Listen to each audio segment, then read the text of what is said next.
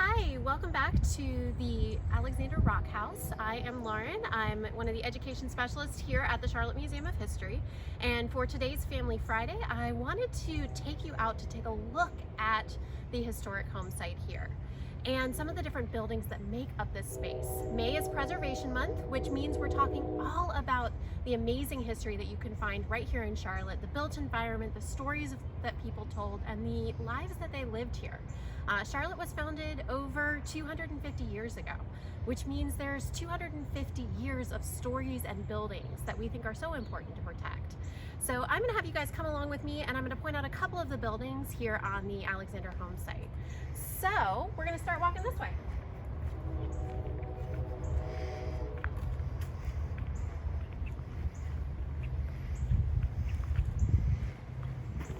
Now, when Hezekiah was here in 1774, this space was not just one building, it was multiple buildings. All sorts of different things that served all sorts of different purposes. And this building behind me right here is one such building. Now, this building is original to the time period, 1774, but it's not actually original to this property. It's from a neighboring county, and it was slated for demolition. And the museum said we want it because it helps us tell this story here. We know Hezekiah had at least 4 such barns. He's also going to have a kitchen, he's going to have a spring house, he's going to have a blacksmith's forge, he's probably going to have a smokehouse, maybe even a couple of other different buildings that he would use throughout his life here. And then of course, we know that there are at least 13 enslaved people who lived and worked on the property, which meant they would have needed somewhere to stay too. So there were probably enslaved quarters on this property as well. All said and done, this is probably more like a compound than just a simple house. Now, this building right here, this barn, if you've come to any of our programs at the museum, you know we like to open it up sometimes. So hopefully when we're able to welcome you back, you'll be able to see the inside of that barn with us. But there's another thing I want to show you here today. So we're actually going to walk this way. We're going to walk along this path, and when we're walking along this path, we are quite literally walking in the footsteps of Hezekiah and his family. That's because right next to this paved path is the remains of the original road that went by Hezekiah's house up to uptown Charlotte. Now, it's hard to see from the ground, but we know that you can see it from the air. You can still see the carriage ruts that were made by people traveling back and forth. Now, at the beginning of this video here, we kind of heard a little bit of a train in the background. Now, the train does not actually come to Charlotte until the 1840s, which means when Hezekiah was here, it's wagons and it's horses. And what they're going to do is they're going to come down this road and they're going to come to the front of the house. And so we're going to walk in front of the house now. And as we walk by, you might notice there is a 1774 on the outside of the house. Now, this particular 1774 there, we think that's probably from the 19th century. The original cornerstone is actually going to be above this downstairs window.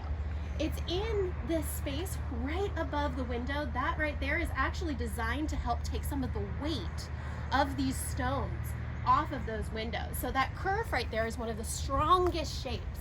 And that little piece, that keystone, is where we see 1774 in an X, letting us know that the house was probably finished in October of 1774. Now, we've got a couple of other things on this house. And one really important thing right here is this plaque. This right here is from the Charlotte Mecklenburg Historic Landmarks Commission.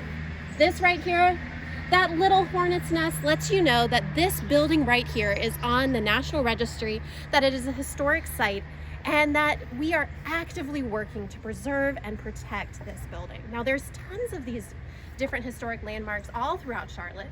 And so what I want you to do on your Family Friday is I want you to take a look at what historic sites you might have right in your own backyard. What different buildings have landmark status? You can actually visit the Historic Landmarks Commission's website and you can see all of these different places. There's tons of national registries. You can read all about the properties. You can even read about this one here in our own application for historic landmark status. And if you don't have a historic landmark right around you, well, you know what? There's this amazing website called Saving Places. And I'll put the links to all of these down in the description for this video so you can take a chance looking at all of these different places right here in your own backyard or even all over the world. So I hope that you'll kind of talk together, work together, try to figure out a little bit more about your own backyard, and try to learn a little bit about why these buildings matter, why saving places is so important.